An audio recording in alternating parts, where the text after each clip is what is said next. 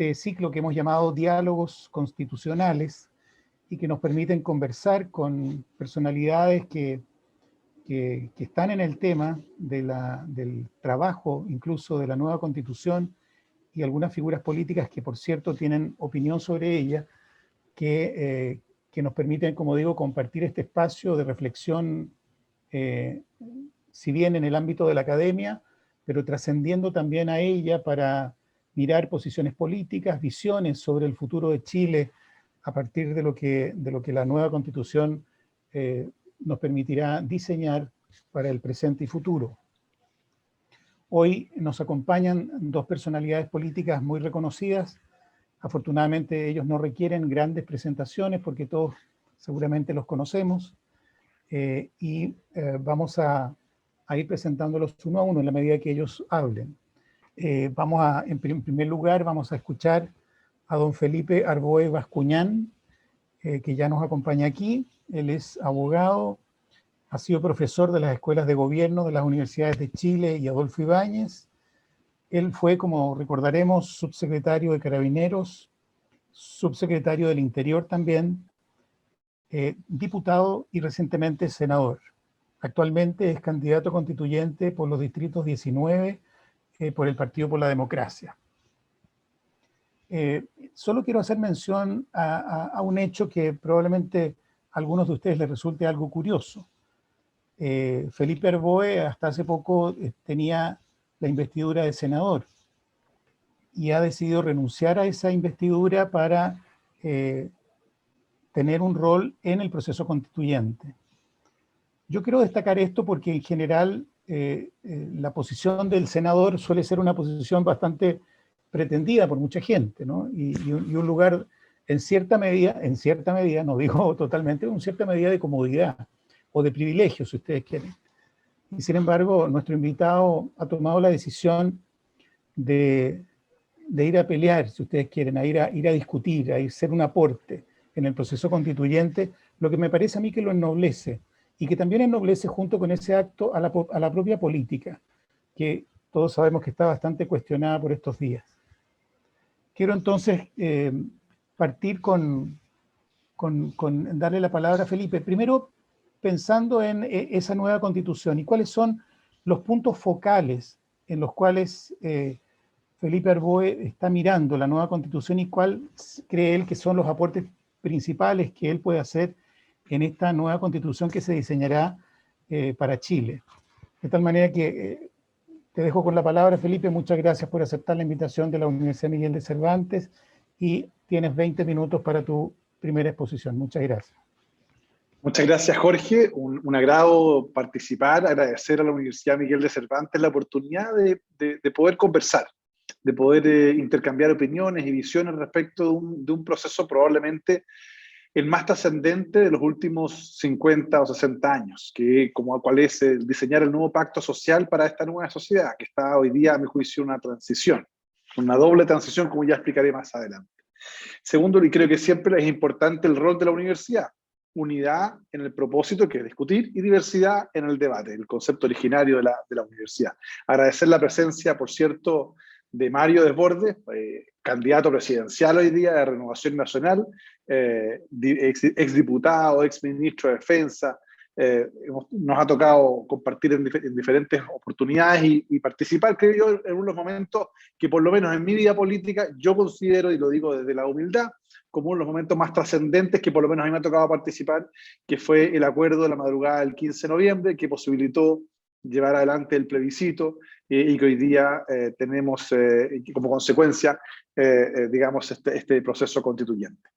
Dicho lo anterior, entonces, yo quisiera en primer lugar plantear que el proceso que estamos viviendo no es un proceso jurídico, es un proceso social, es un proceso social e institucional. Chile, desde un tiempo a esta parte, ha ido mostrando serios síntomas de que la Constitución que se discutió durante los 70 y que se aprobó en 1980 no es una Constitución que no solo adolezca de legitimidad de origen, sino que adicionalmente las soluciones dadas para la estructura social, para la distribución del poder, no están siendo lo suficientemente adecuadas para que tengamos un país que funcione adecuadamente en el orden que queremos y con las atribuciones de cada institución.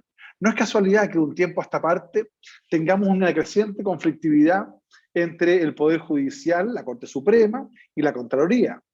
La Contraloría y el gobierno y el Parlamento y el Tribunal Constitucional, y el Tribunal Constitucional y la Corte Suprema. Es decir, tenemos hoy día que el engranaje, las reglas de distribución del poder y de organización de la estructura pública no están dando lo suficientemente, no están funcionando lo suficientemente adecuadas para poder resolver los problemas y determinar claramente las atribuciones de cada una de las instituciones. Eso es la primera muestra, yo diría, de fatiga de material de la Constitución del 80. Lo segundo es que también tenemos un segundo elemento en el sentido de que los valores que consagra la Constitución del 80 no son los valores de esta sociedad.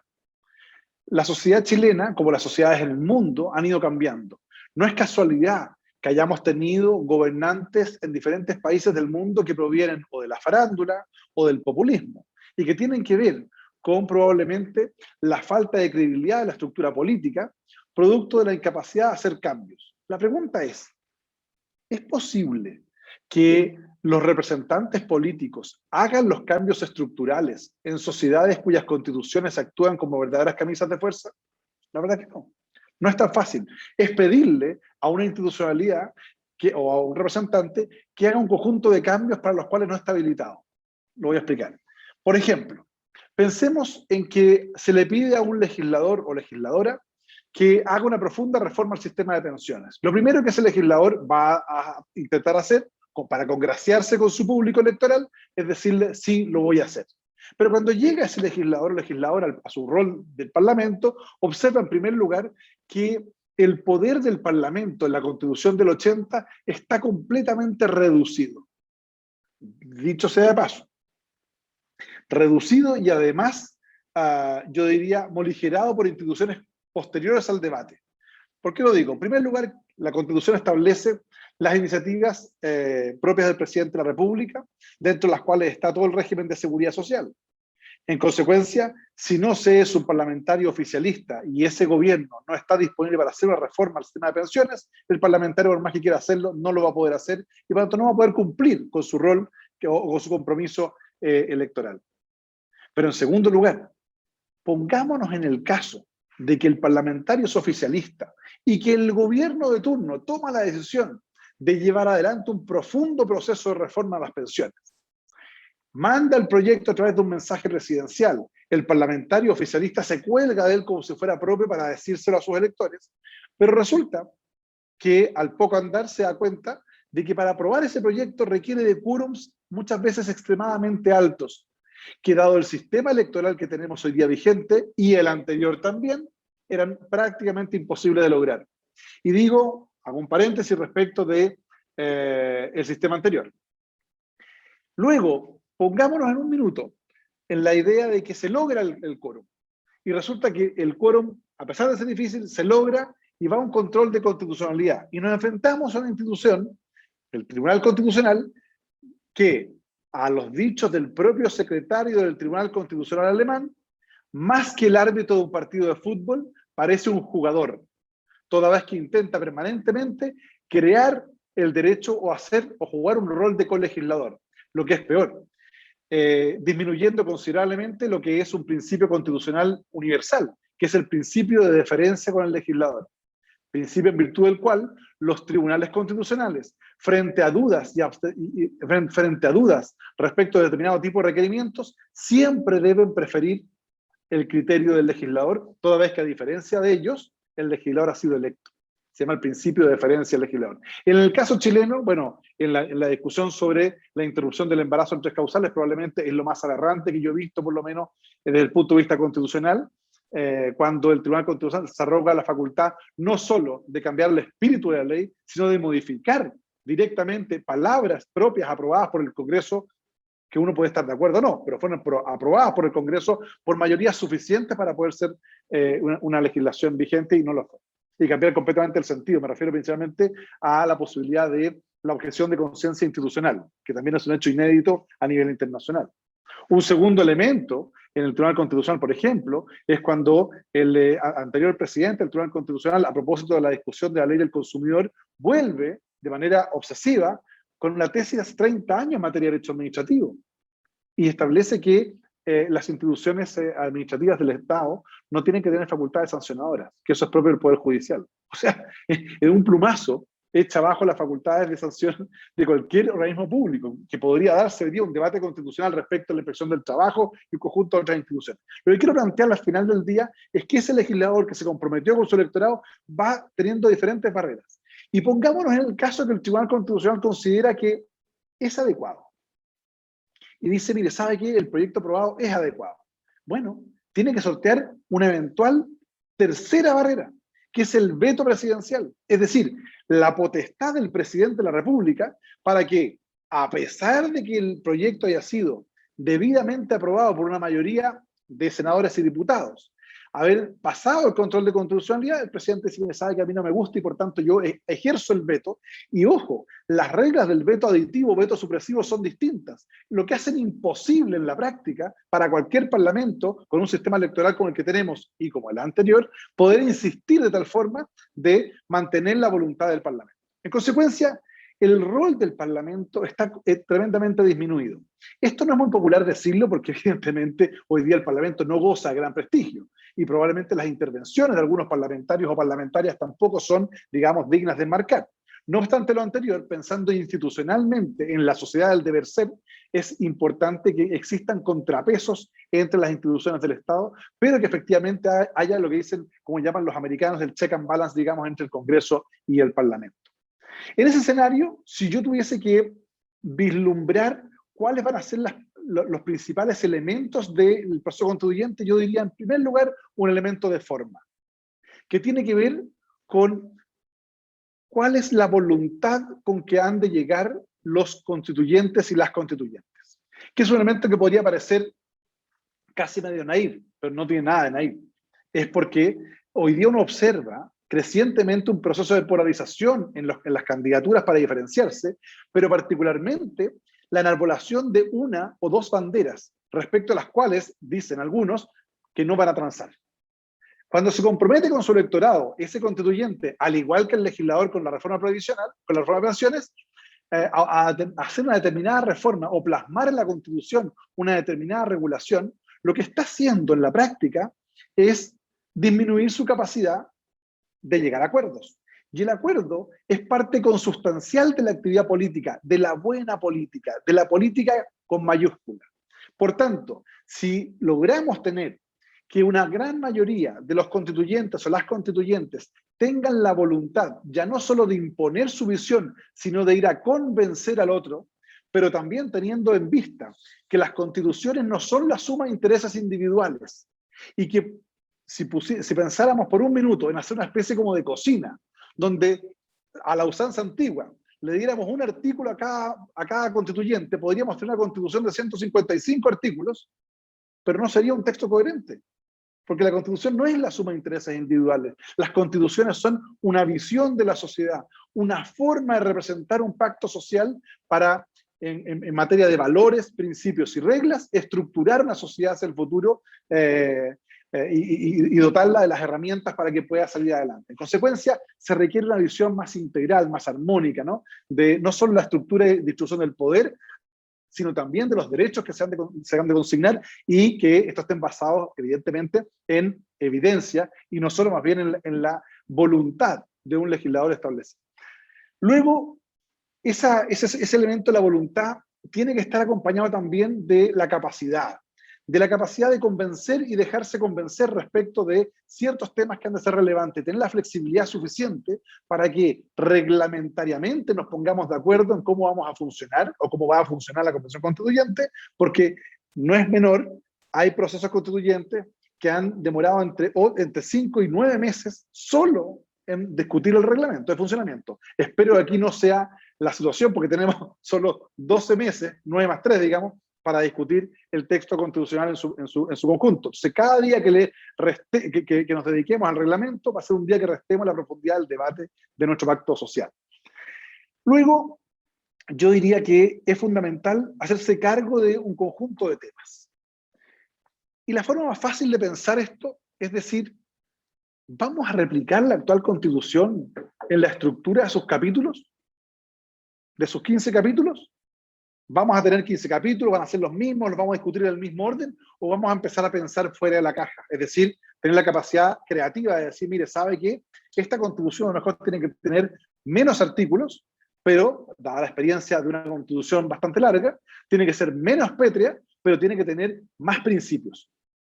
Que, como sabemos, como al decir de Kelsen, en esta norma hipotética fundamental, no solo obliga a quien ejerce la función pública y al ciudadano, sino que también obliga en su interpretación a las instituciones llamadas a interpretar el derecho. En consecuencia, ahí, a mi juicio, radica la principal fuerza vinculante del texto constitucional.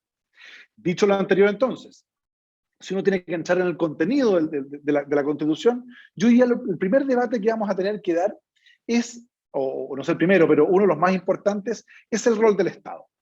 Y aquí, déjenme ser probablemente, a riesgo de ser impopular, plantear que se ha discutido mucho en torno a la lógica del Estado subsidiario o el Estado social de derecho. Y claro, el Estado subsidiario en Chile, hoy, es como hablar, no sé, de las galletas Cómpeta o de la imagen del Congreso Nacional. Bastante venía menos. Cuando uno habla de Estado subsidiario, se piensa en el Estado chileno. Y la verdad es que el Estado subsidiario, si nos vamos a sus orígenes, fue una creación liberal que tomó después el mundo más bien de demócrata cristiano a partir de la encíclica Rerum Novarum, para enfrentar al fascismo. Es decir, el Estado subsidiario era para evitar que el fascismo se apoderara de los derechos ciudadanos. En consecuencia, el Estado subsidiario, mirado desde la lógica de su origen y la lógica de hoy día su implementación europea, es un Estado que tiene una acción estratégica en una sociedad. Piensen ustedes que las constituciones de Alemania, de Suiza y de Suecia contemplan un Estado subsidiario. Pero claro, el Estado subsidiario no significa renunciar a la potestad estratégica del Estado. No es posible, voy a poner un ejemplo de mi región, por ejemplo, que hoy día en la región de Ñuble se haya tenido que rechazar 95 proyectos de inversión por más de 250 millones de dólares, la segunda región más pobre de Chile. ¿Y por qué se tienen que rechazar? Porque no hay energía eléctrica disponible, no hay luz, para decirlo fácil.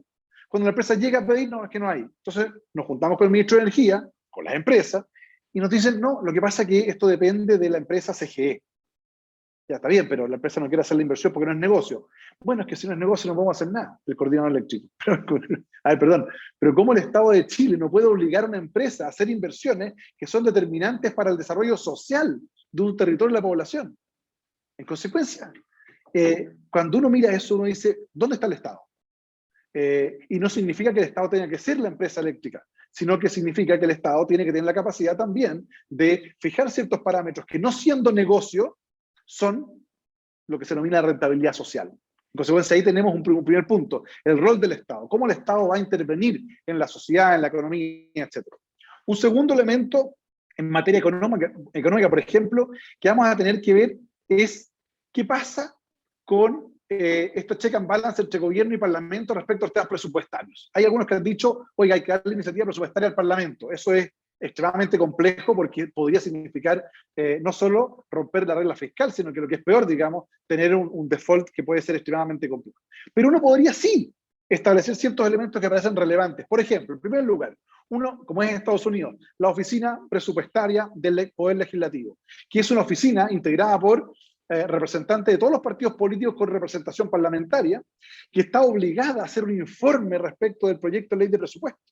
Ahora, y es un informe público, no es vinculante, cada legislador ve si lo aprueba o no, o lo considera o no, pero tiene un insumo técnico para poder combatir, en términos académicos, digamos, a la batería de asesores que tiene el Ejecutivo para la discusión presupuestaria. En segundo lugar, se podría consignar, por ejemplo, la facultad de los legisladores para poder reemplazar partidas presupuestarias. Mire, sabe que yo no estoy de acuerdo con este proyecto del Ministerio de Economía porque la verdad es que la evaluación de la empresa ha sido mala, así que yo reemplazo esa plata y la pongo para este otro proyecto que tiene una buena evaluación y que tiene un impacto social muy grande. Eso obligaría primero al legislador a estudiar cada partida para ver dónde están las cosas mal y corregirlas, y al Ejecutivo a tener mejor calidad, por ejemplo, de ejecución presupuestaria, ¿no?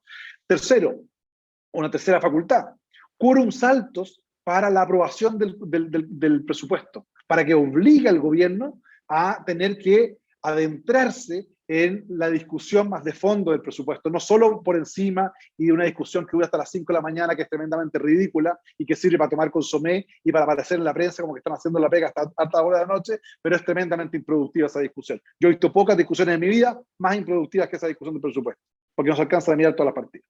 Y por último, yo diría también que el gobierno no pueda reasignar presupuestos sin aprobación del Congreso. Porque hoy día, en estricto rigor, el gobierno va al Congreso, se le aprueba un presupuesto para A, y resulta que a mitad de año el director de presupuesto reasigna y cambia el presupuesto completo y no le avisó a nadie. Eso es un problema. Entonces, creo que tiene que haber ahí un check and balance mucho mejor.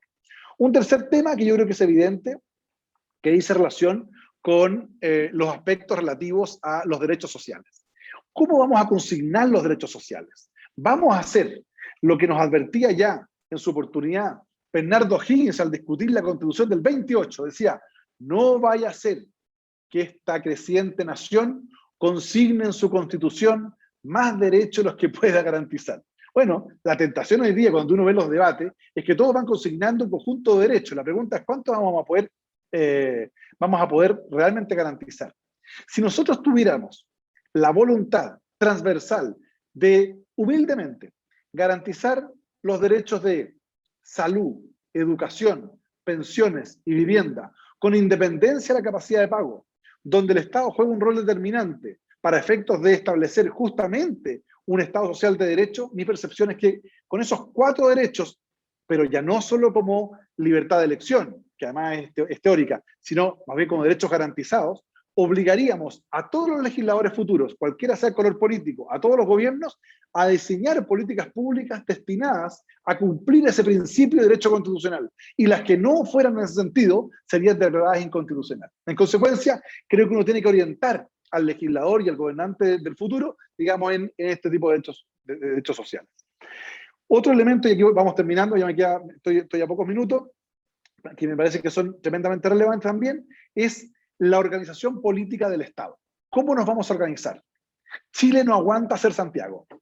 Eso se acabó. Y yo les vaticino que vamos a tener, como tuvimos en su oportunidad en Calama, como tuvimos en Coyhaique, como hemos tenido en Chiloé, vamos a tener crecientemente, comillas, revoluciones regionales o locales. Porque no es aceptable y no es éticamente sostenible que la región que tiene el mayor Producto Interno Bruto del país, Antofagasta, tenga los más altos niveles de, hoy día, campamentos y pobreza. Porque no queda un peso de lo que se extrae ahí, en condición de impuestos, en la localidad. Tenemos que abrirnos a pensar la posibilidad que un porcentaje de los impuestos de las empresas quede en las comunas y regiones donde realizan su extracción o su desarrollo productivo. Así vamos a tener 2, a mi juicio, virtudes. La primera es que vamos a tener territorios con identidad y con capacidad para poder materializar esas identidades, porque va a haber más recursos, por lo tanto mejor calidad de vida. Y si hay mejor calidad de vida, vamos a tener más paz social.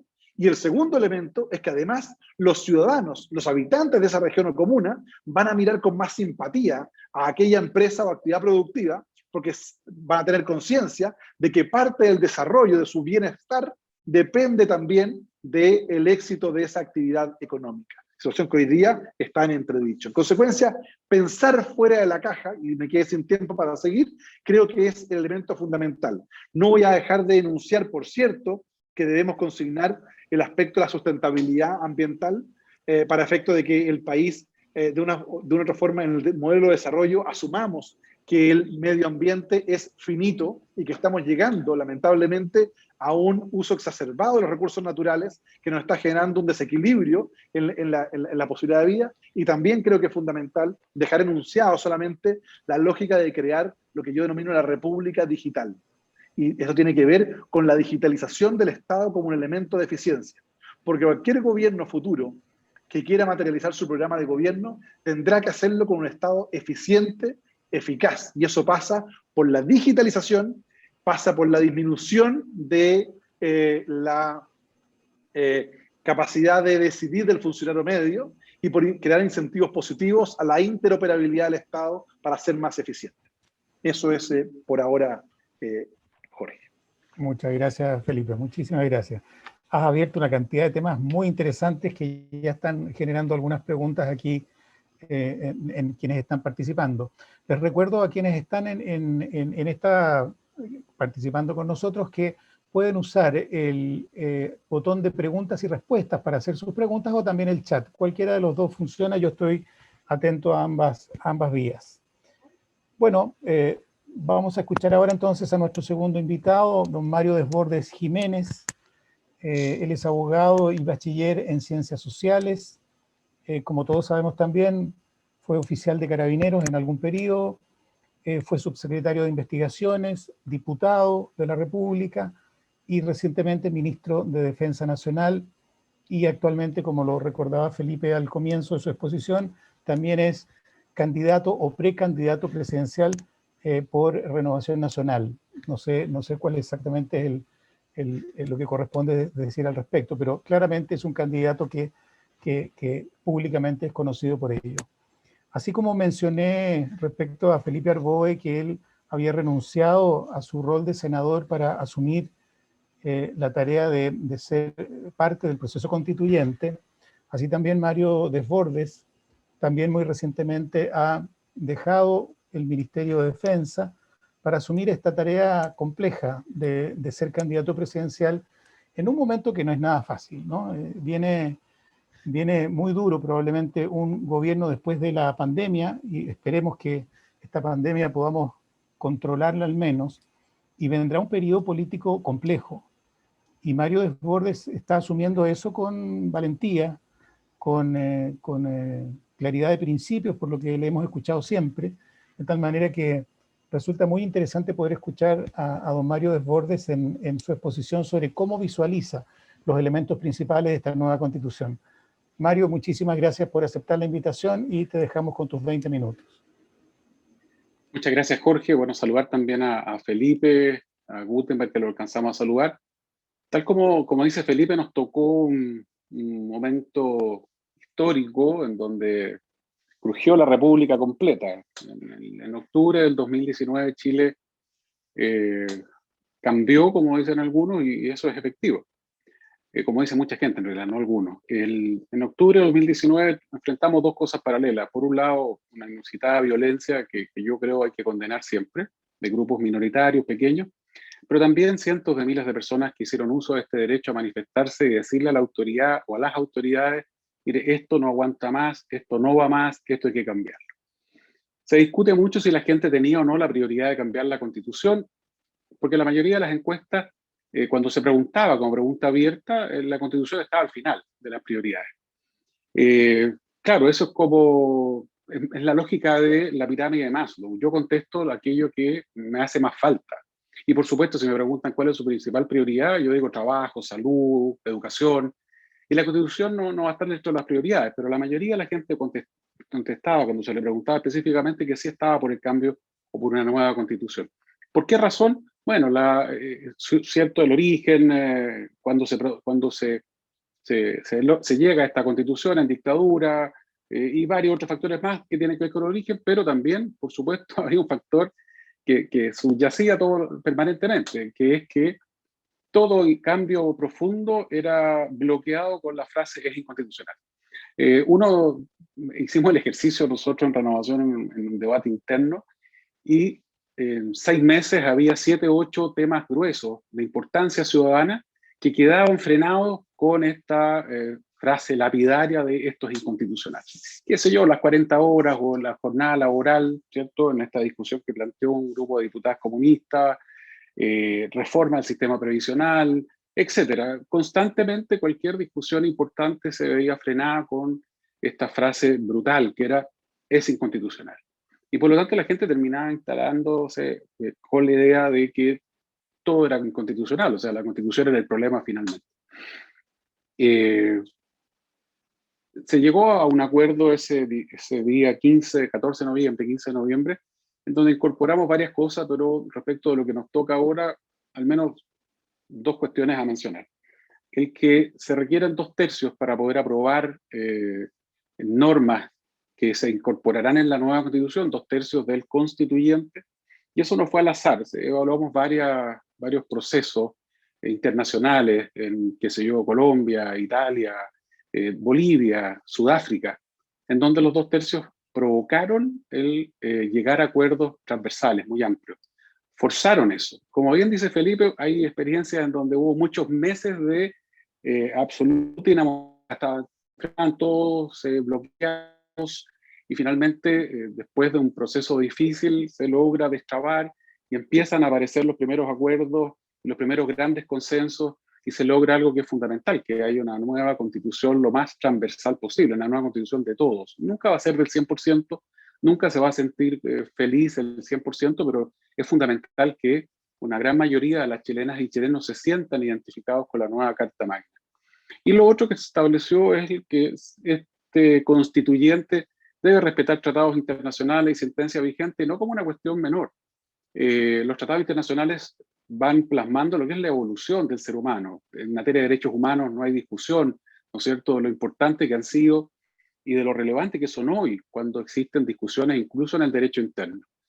Es fundamental, por ende, que la constituyente tenga intención de diálogo, que haya dentro de ella intención de discutir, de conversar, de defender posiciones, por supuesto, pero siempre intentando buscar acuerdos que permitan lograr una nueva constitución lo más representativa posible. Hay 3 posibilidades fundamentalmente: una constitución mínima o minimalista.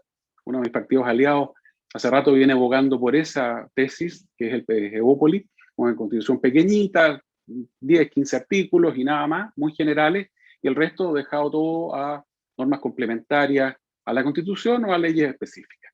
Luego una Constitución maximalista, la que incluye todo, está todo normado en la Constitución, todo, no deja nada fuera del texto constitucional, y me parece que, por supuesto, lo que termina provocando es que rigidiza todo.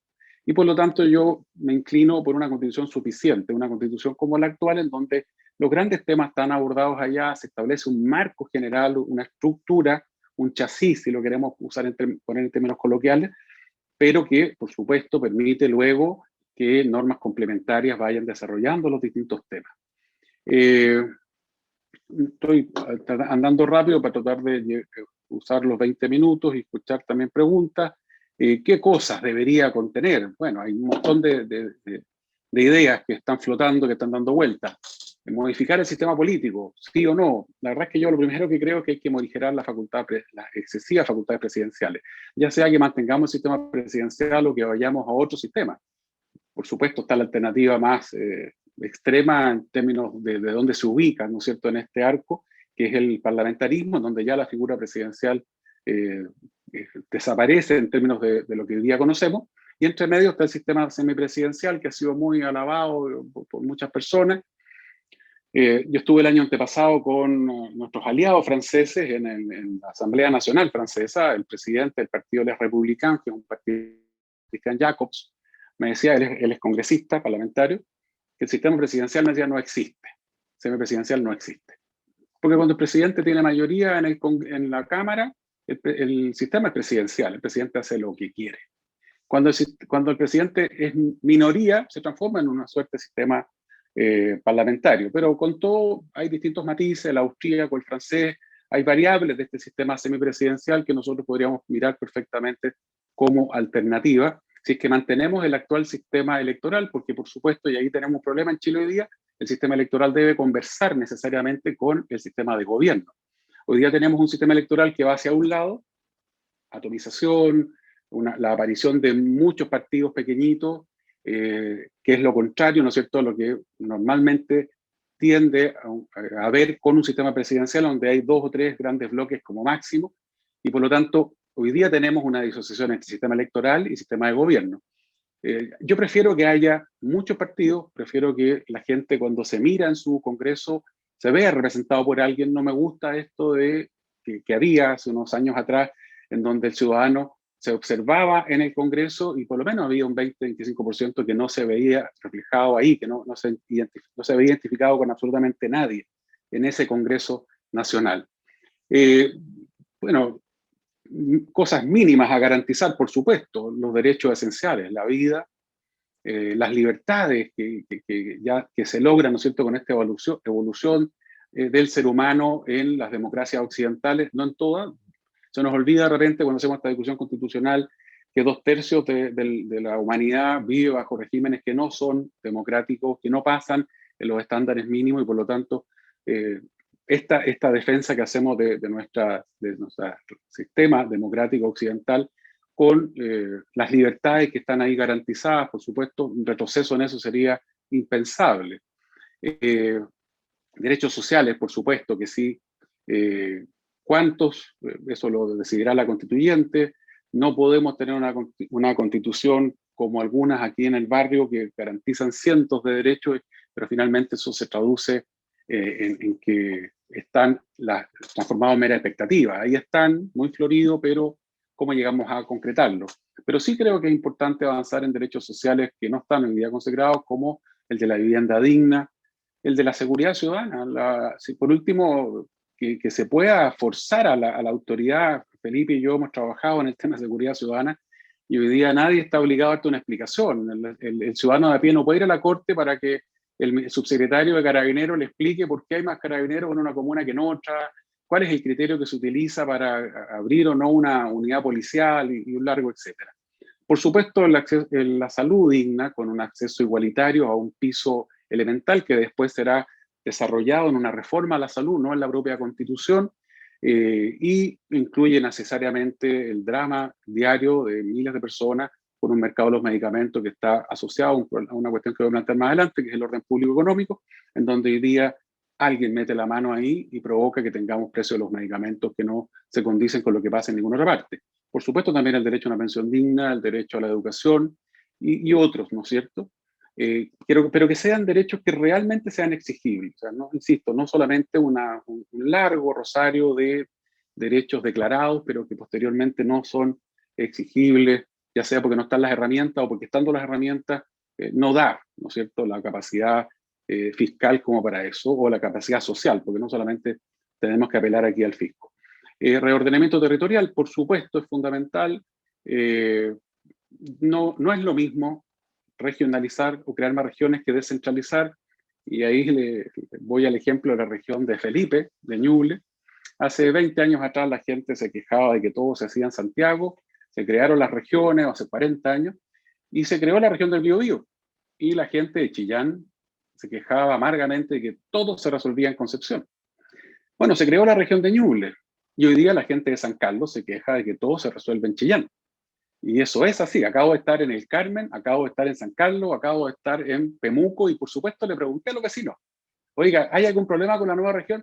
El problema es que todo se resuelve en Chillán, pues me dicen, Mario, todo se resuelve en Chillán. Entonces, el tema pasa por supuesto, fortalecer gobiernos locales.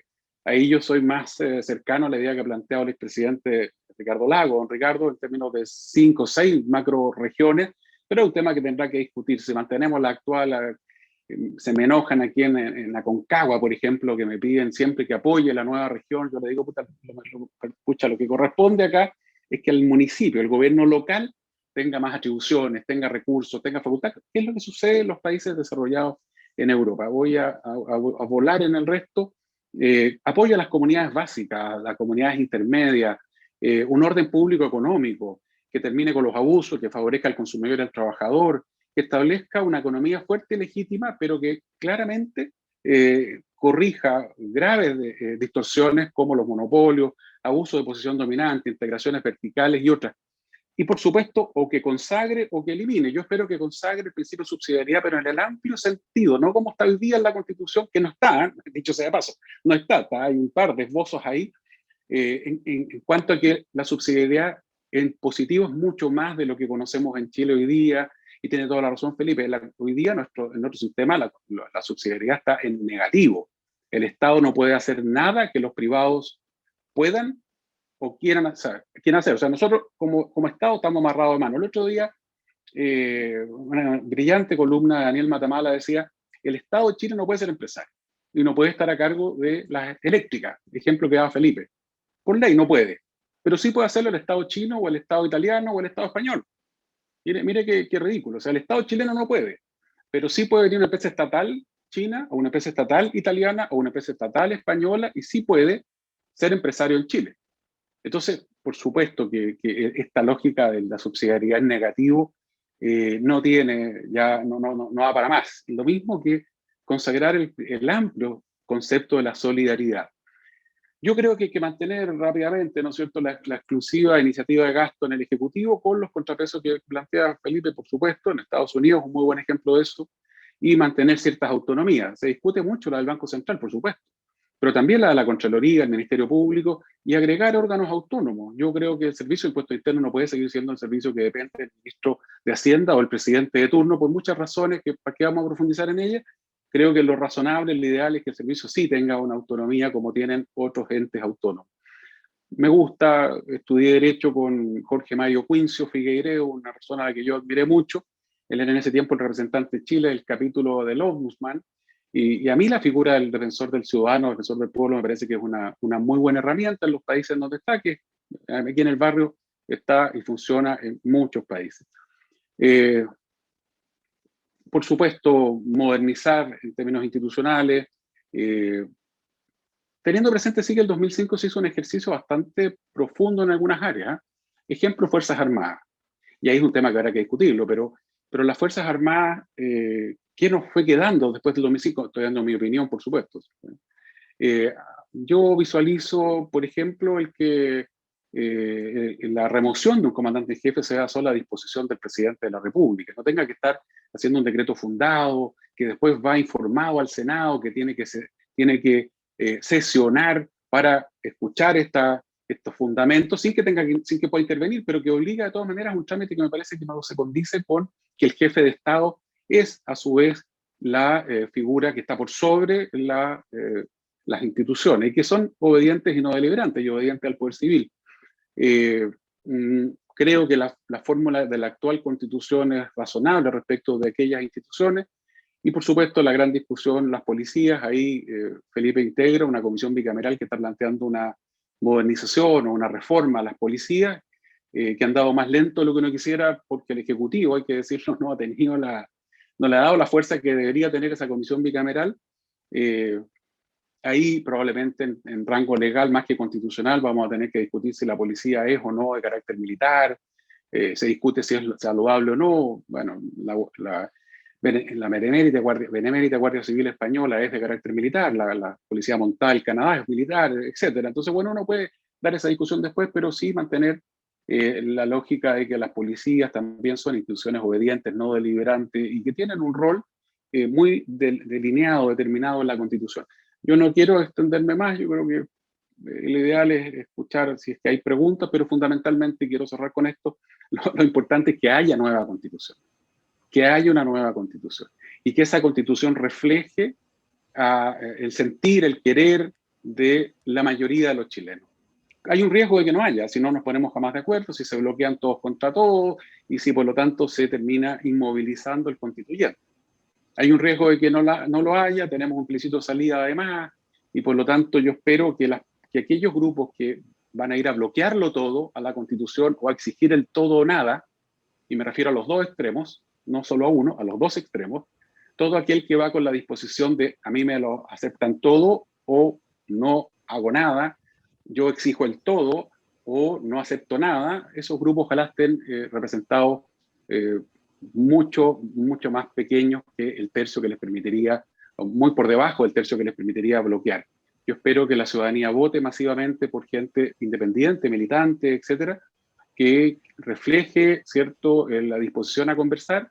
Esta es una constituyente en donde nos costó, y a mí me dieron en el suelo porque peleé para que fuera paritaria. Es una constituyente paritaria, es un orgullo, y para mí es un orgullo haber hecho toda la pega que hicimos porque tengamos igualdad entre hombres y mujeres en la redacción de la nueva Constitución, nuestros pueblos originarios participando activamente con escaños reservados, y por lo tanto finalmente lo que importa es que tengamos una buena Constitución y tengamos una Constitución nueva que tenga legitimidad en su origen, que haya sido redactada en democracia por primera vez en nuestra historia, eligiendo nosotros los ciudadanos a quienes van a redactar esa Constitución, y que esa Constitución sea el paraguas donde se sientan cómodos, ojalá la mayoría, si no todo yo, o si no la mayoría de nuestros conciudadanos. Gracias, Jorge.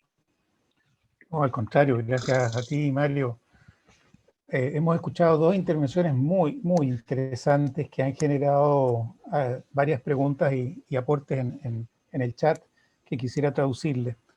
Sí quiero decir que esta invitación es un poquito malévola porque pide que en 20 minutos alguien pueda expresar los principales aspectos de una constitución que está en construcción, ¿no? Eso es complejo, obliga a una capacidad de síntesis muy fuerte, muy potente, pero aquí hemos tenido dos expositores que han demostrado su conocimiento, su acercamiento profundo a estas materias y por lo tanto nos han dado un barniz muy interesante de cómo piensan esta nueva constitución. Voy a hacer una síntesis de lo que ha ido apareciendo en el chat y dos preguntas que van una a cada uno de ustedes. En primer lugar, sería muy interesante que pudieran profundizar brevemente, claro, tenemos muy poco tiempo en todo caso, pero respecto de esto que podemos llamar la buena política. ¿Ya? ¿Cuál es la buena política que se requiere hoy día? Porque enfrentado a este tema procedimental de cómo ponernos de acuerdo al interior de esa convención constitucional respecto de cómo proceder, de cómo acordar, aparece y vuelve a brillar la idea de una buena política que haga precisamente favorable el aporte a los consensos, a esto que llamamos el bien común, que debería privilegiarse por sobre intereses muy particulares o incluso una cierta manipulación populista que vemos brillar por estos días por todos lados, ¿no? Hay que atender a una buena política que creo que es una demanda ciudadana profunda. Tal vez sería interesante conocer la opinión de en qué consiste para ustedes esa buena política que debe primar, no solo en el proceso constituyente, sino que en general en la vida política del país. Ciertamente que esta alusión que ha hecho Mario al estallido social y cómo queda este país después de ese hecho político y social relevante que se dio en ese momento, que tiene y que ha tenido y va a seguir teniendo probablemente repercusiones profundas. ¿Y cómo es que se logra, bueno, ustedes ya lo plantearon, pero cómo es que se logra vincular estos derechos sociales que se exigen versus la capacidad del Estado respecto de cómo atender esos derechos, ¿no? Y cómo garantizarlos probablemente. Ahí hay un tremendo debate y probablemente sea el corazón de esta discusión que se viene respecto de cómo conciliar estas dos cosas frente a la realidad de un país que por supuesto no tiene todos los recursos para satisfacer toda la exigencia de derechos que existen. Tal vez sobre esos dos puntos sería bueno conocer algunas ideas más que ustedes nos puedan proponer. Y respecto a las preguntas particulares, hay una persona que pregunta a Mario Desbordes respecto a la violencia en la Araucanía y cómo encontrar una solución a ese hecho que tiene raíces profundas en la historia de Chile y que por supuesto está generando mucho dolor, mucho conflicto aún y parece que esto tiende a agudizarse más que a resolverse.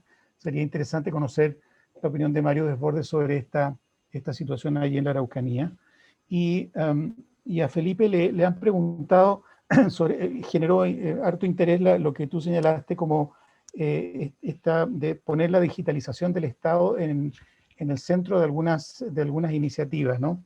Hay un estudiante de la universidad que pregunta respecto a si Internet efectivamente se va a transformar en un bien público que nos transforme a todos en actores efectivamente de esa red y cómo esto puede aterrizarse en el concepto que tú usaste de digitalización del Estado. Esas son algunas de las cosas que aparecieron y nos gustaría escucharlo. Si les parece, le entregamos 10 minutos adicionales a Felipe y luego a Mario los mismos 10 minutos. Por favor, Felipe. Muchas gracias, Jorge, y gracias a las preguntas del público. A ver, voy a partir por lo último, que probablemente es lo más, no quiero decir fácil, pero es lo más corto de responder. Yo diría que para mí, que vengo una vertiente del mundo socialdemócrata, el Estado tiene que jugar un rol. Pero ese rol, para que pueda ser jugado, no puede ser este Estado. sino que tiene que ser un Estado que incorpore elementos tales como la eficacia, la eficiencia, la modernización, la descentralización, la desconcentración. Tiene que haber un mecanismo de financiamiento distinto del Estado, a mi juicio incluso un régimen laboral distinto en el Estado. Esto es tremendamente impopular lo que estoy diciendo, pero creo que es importante plantear estas discusiones, que habrá que ver qué conviene con los derechos de los trabajadores, etcétera, pero hay que dar esta discusión. Que esté todo orientado más bien al resultado, y no solo a la administración, ¿no? Y eso implica ir reduciendo los grados de discrecionalidad que tiene mucho funcionariado y que hace que, no quiero decir decenas, sino centenas o miles de proyectos de inversión se vean retrasados, no porque no reúnan las condiciones para ser aprobados, porque sean malos, digamos, eso tiene que ser rápidamente rechazado, sino porque no hay resolución. Voy a poner un ejemplo. Yo pedí, siendo senador, oficios a todos los gobiernos regionales y a los ministerios de infraestructura, léase vivienda y obras públicas, de cuántos decretos tenían paralizados en la Contraloría, durante cuánto tiempo y qué cantidad de recursos involucraba. Solo quiero decirles que, no me acuerdo la cifra exacta, pero era algo así como que el promedio de demora de la Contraloría para despachar, no solo tomar razón, despachar esos documentos era de 164 días. La inversión involucrada superaba los 4.000 millones, perdón, los 40.000 millones de pesos. Y el problema que tenía es que no había parámetros objetivos. Entonces me fui a conversar con el Contralor y le dije al Contralor, ¿por qué no hacemos lo siguiente? Ponga usted en la página de la Contraloría las bases de licitación tipo. Escríbalo usted mismo. Tipo, ahí está. Y cada ministerio tiene que meterse eso. Y el sistema le va a decir, check, si está listo o no está listo. Y sus abogados solo van a revisar la cláusula que establece la diferencia técnica entre el puente A y el puente B, o el puente A y la escuela, etc. Pero todo el resto van a ser cláusulas tipo y no perdemos tiempo. Bueno, eso podría reducir de los 164 días en 120, bajar 120 días. O sea, quedamos con 24 días. Estamos hablando de una baja considerable. 24 días para proyectos de inversión. Es otro Estado. Lo que quiero decir es que se requiere que de una vez por todas el funcionariado y los gobiernos entiendan que las bases de datos, las potestades no son del funcionario ni de la autoridad, sino que son del Estado de Chile, de todos los chilenos. Y por tanto, la interoperabilidad es clave. Vaya usted a averiguar cuántos sistemas georreferenciados ha comprado la región metropolitana. Cada CEREMI compra su sistema georreferenciado. ¿Cuántos miles de millones se han gastado? Y basta un sistema georreferenciado donde se pongan diferentes capas y nos ahorraríamos bastantes millones de pesos. Se hizo reciente un estudio de una entidad privada que se va a conocer pronto, no va a estar exento de ruido, que averiguó, por ejemplo, las licitaciones. Todas las licitaciones de las municipalidades. Y se encontró, por ejemplo, que una municipalidad del norte arrendó una camioneta Mahindra por 2 días en 35.000 pesos diarios. Y una municipalidad del sur arrendó la misma camioneta Mahindra por 2 días en 180.000 pesos diarios. Bueno, algo está pasando, ¿no? Entonces, lo que quiero decir es que si uno le mete hoy día algoritmos, le mete inteligencia artificial, si uno le mete interoperabilidad en el Estado, es otro Estado en materia de eficiencia. En consecuencia, si nosotros ponemos en la Constitución política la lógica de la República Digital, vamos a tener un principio inspirador del Estado y por tanto toda reforma que se haga en el Estado tendrá que tener esto como elemento fundamental y vamos a ir reduciendo los tiempos de tramitación, aumentando la eficacia, disminuyendo los problemas de corrupción, porque vamos a tener un sistema de monitoreo electrónico donde las autoridades van a poder interrelacionarse y saber cómo están ejecutando los presupuestos de buena manera o no. En consecuencia, ahí hay un punto fundamental. Y esa es la lista del Estado, pero también tiene la lista, en materia de digitalización, de los nuevos derechos. Pensemos los neuroderechos, por ejemplo. Pensemos lo que es el GDPR, el Reglamento General de Protección de Datos de Europa. Hoy día, una empresa chilena no puede contratar con una empresa europea si no reúne un estándar europeo. Es decir, los derechos de Europa son obligatorios para nuestro país. Cuando nosotros seamos, por ejemplo, objeto de una decisión tomada por algoritmos, la pregunta es ¿cómo vamos a saber si esa decisión es transparente o no? Porque el algoritmo es neutro. pero quien lo programa no es neutro. Y vamos a poner un derecho a la inferencia, es decir, el derecho que va a tener toda persona para que frente a una decisión algorítmica que lo afecta, pueda exigir la exhibición del patrón de programación. Estoy planteando temas que son desafíos del futuro, ¿no? Desde el punto de vista de la regulación. Pero es clave que la Constitución abra paso, porque en la época de la Revolución Industrial, el riesgo de obsolescencia de las normas, si no son con lenguaje evolutivo y no se hacen cargo de estas posibilidades de cambio, son tremendamente complejos, porque vamos a quedar fuera, digamos, de estos procesos. Dos, respecto de la reivindicación de la política. Yo creo que hay un libro que me parece maravilloso, que es un libro de Javier Solana, ¿ya? Ex canciller español, antiguo militante del Partido Socialista, ex secretario general de la OTAN, que se llama La reivindicación de la política, donde él dice, la política no es solo lucha por el poder, la política no es mera administración, no es solo gestión, no tiene que ver con éxitos y resultados, la política también es capacidad de mostrar a la sociedad un camino. La política también es academia, es pedagogía, es enseñar cuáles son los roles de la función pública y cuál es el rol de los ciudadanos en el desarrollo de una sociedad. Pero después plantea Solana y dice, pero para que un líder pueda mostrar una opción de futuro, primero es requisito que tenga una opción de futuro. Y por Dios que hace falta hoy día liderazgos que tengan una visión de futuro, de para dónde tiene que ir nuestro país. Ahí hay un problema. Los políticos de hoy son más políticos que estadistas. Viven de las elecciones y no pensando en las nuevas generaciones, como decía otro prócer europeo. El punto está al final del día en que la política tiene que tener la capacidad de efectivamente luchar por el acceso al poder, pero con una finalidad determinada, con intentar convencer al resto de una visión de sociedad, y no solo de llegar al poder para poder administrarlo y hacerse de él. Pero esa política requiere también entender que dentro de su elemento consustancial está la disposición, la voluntad de acordar. No necesariamente la obligación de hacerlo, pero la voluntad, la disposición legítima, honesta, de sentarse y dejarse convencer, o al menos buscar puntos de encuentro, en la medida que esto no signifique una traición a los principios o a los elementos esenciales que plantea uno u otro sector. La política, la buena política, implica también hacerse cargo de las realidades concretas y prácticas, pero con una visión de sustentabilidad futura.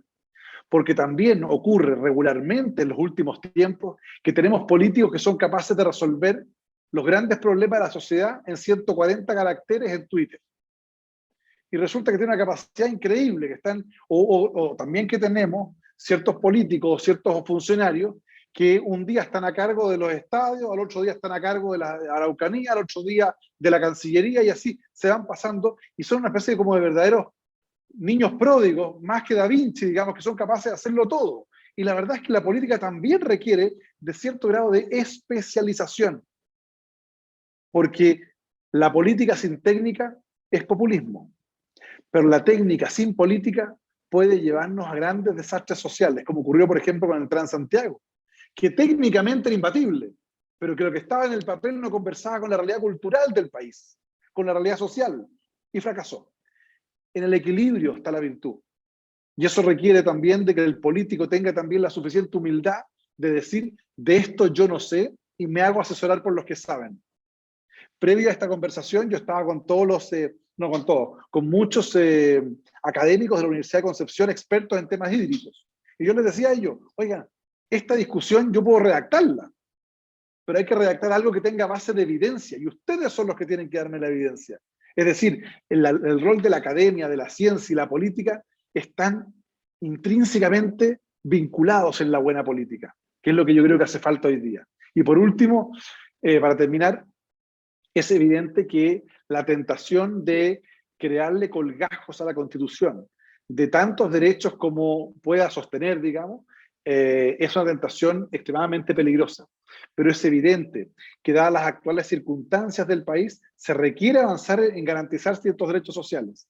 Pero seamos claros, la herencia de este gobierno no voy a entrar en un juicio político al gobierno, es por un conjunto de condiciones, va a ser, como me comentaba con el exdirector de presupuesto Matías Acevedo, que para el próximo gobierno va a asumir con una deuda aproximada de 100.000 millones de dólares. 100.000 millones de dólares. La pregunta es cómo se compatibiliza una deuda de esa magnitud con necesidades sociales al alza. Ayer nos informaban que más de 2 millones de personas cayeron de la clase media bajo la línea de pobreza y que un cúmulo de personas que estaban, comillas, en la clase alta cayeron en la clase media, con riesgos altos riesgos de no pago de sus deudas y por tanto que sigan cayendo hacia abajo, ¿no? Bueno, ¿cómo nos hacemos cargo de esa realidad social que no conversa con la realidad económica, salvo que el precio del cobre se mantenga o siga subiendo? Que ahí tenemos que rezar todo para que esto se produzca. Pero vamos a tener que, el próximo presidente de la República, vamos a ver si Mario logra esa magistratura, tenga la habilidad suficiente para poder equilibrar la exigencia de derechos con la disponibilidad presupuestaria. Y no es descartable que tengamos que hacer una reforma tributaria. Pero yo lo que les pido, y lo digo ahora como ciudadano, a los gobernantes, cualquiera sea, que de una vez por todas haga una reforma tributaria que no nos signifique estar haciendo una reforma cada 2 o 3 años, porque esto genera inestabilidad desde el punto de vista de las inversiones y evidentemente va generando una falta de certeza respecto de cómo se tiene que avanzar.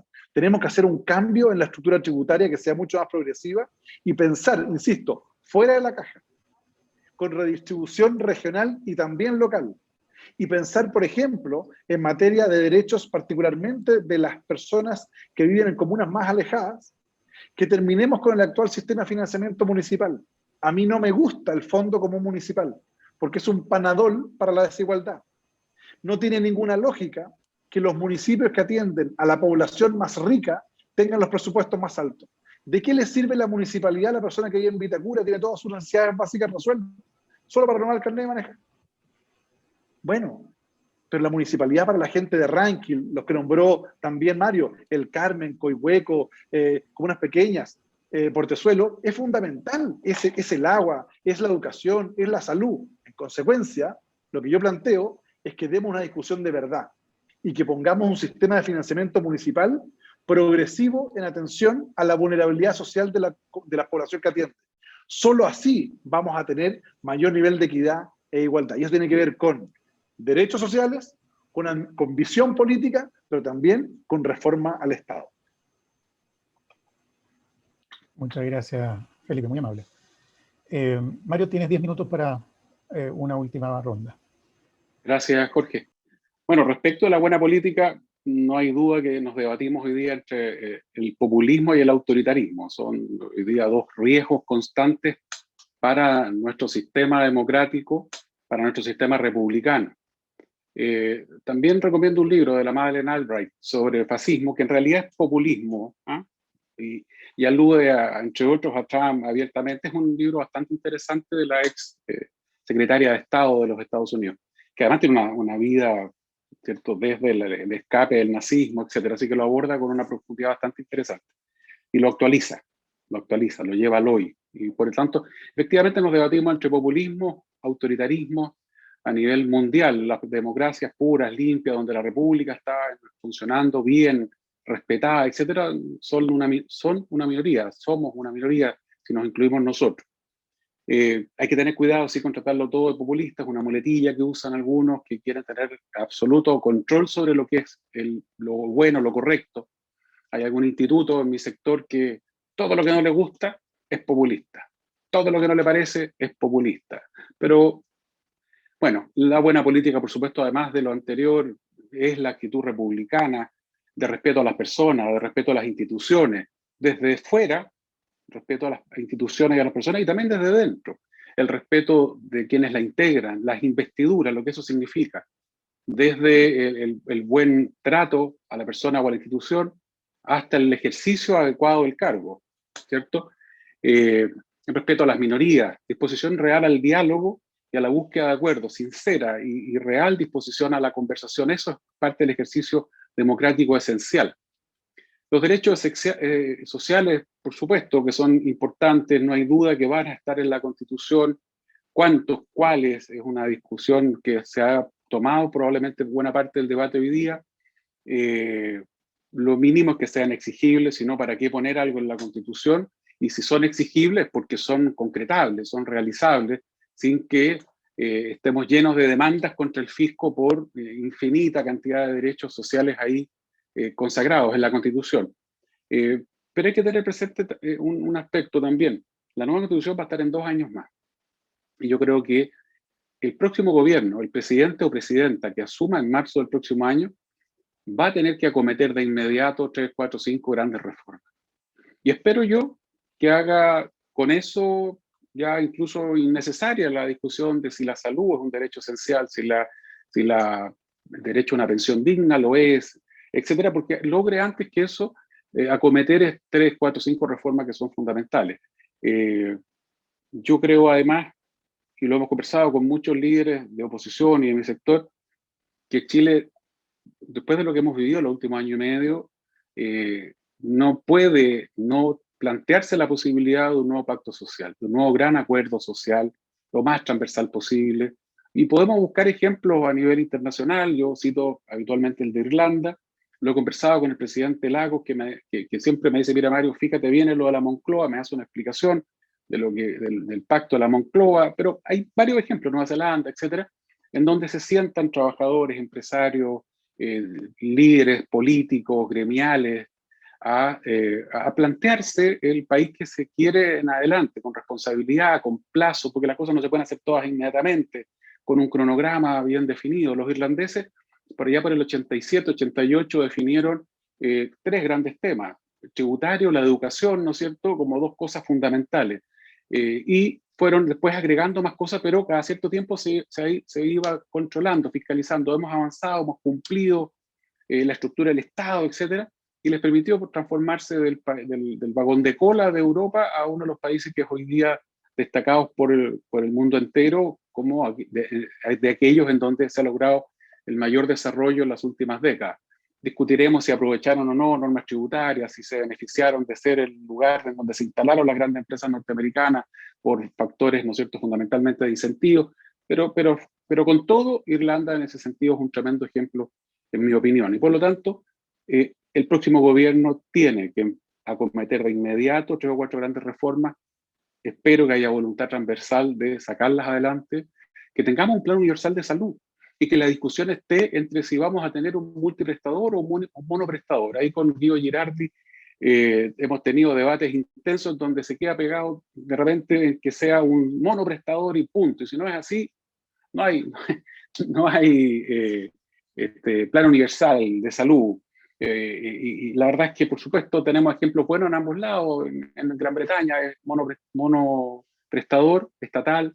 En Holanda, un poquito más allá, es multiprestador y compiten por darnos este plan universal, que además está financiado fundamentalmente con un fondo social a donde van todos nuestros ahorros previsionales en salud, el 6,5, porque hay un 0,5 de abajo. Ojalá estemos de acuerdo en eso de la partida, por ejemplo, en esa área. Luego, Araucanía, un tema ultra complejo, por supuesto.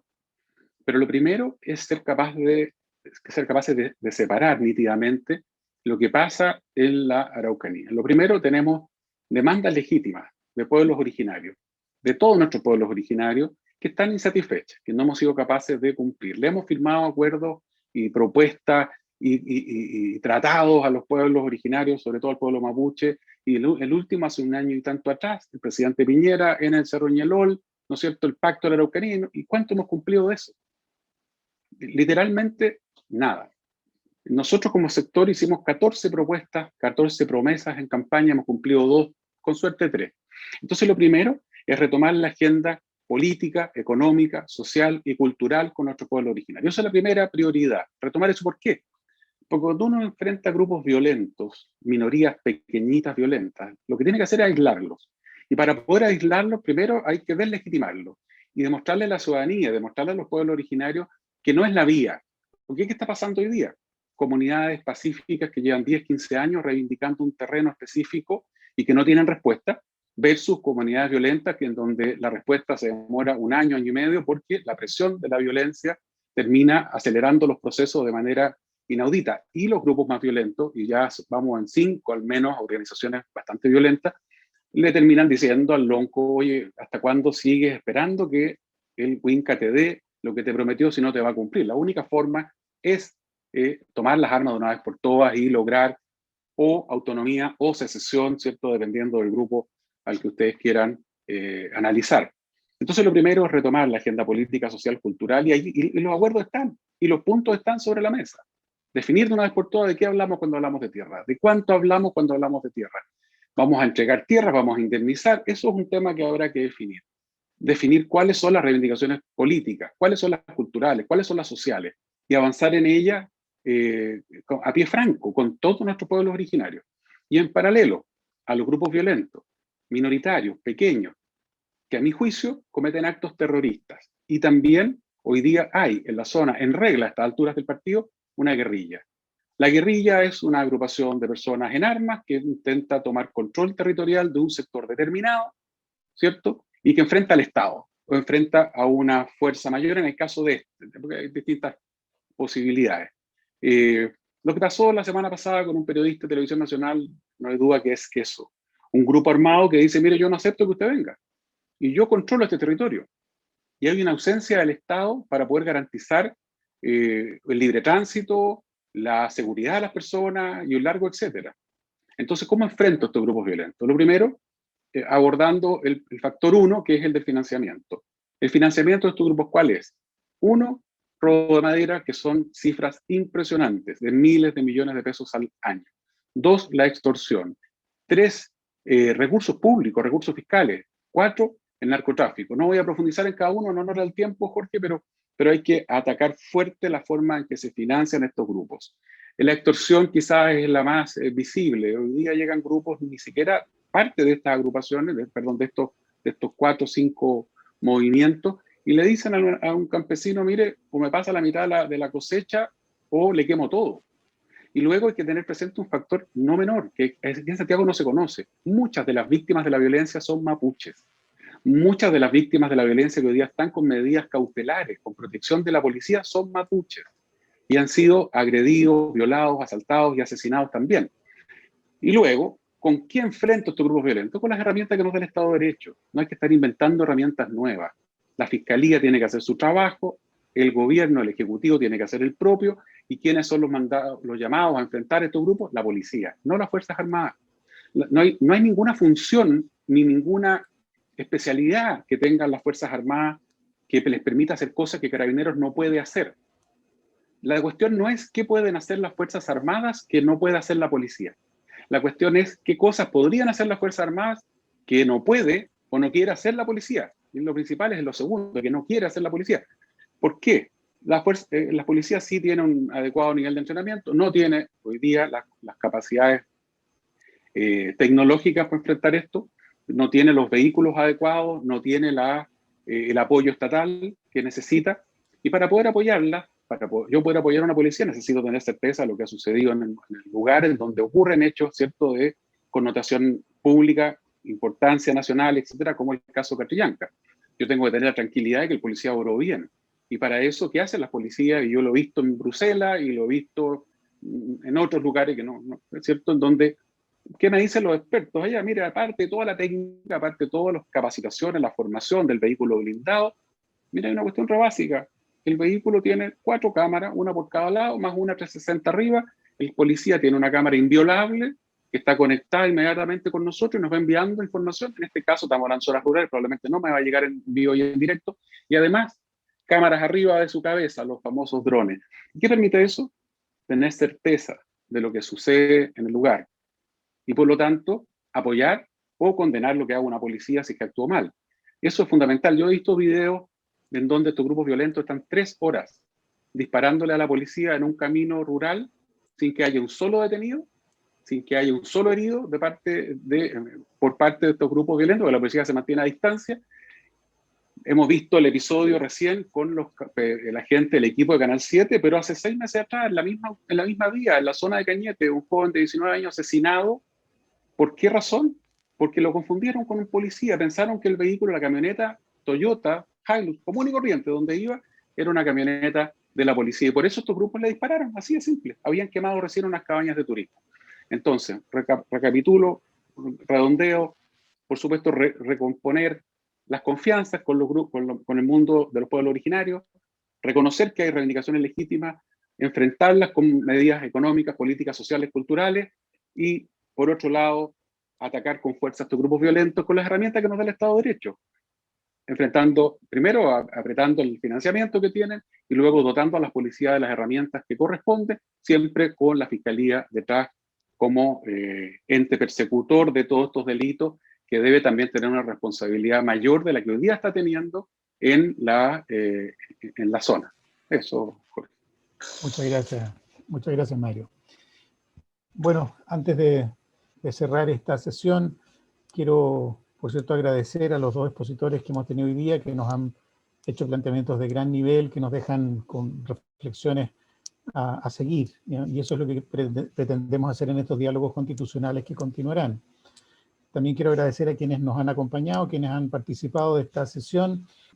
Simplemente quiero decir al final lo siguiente: la política la hacen las personas. La política no es una entelequia, es una realidad que la hacen las personas.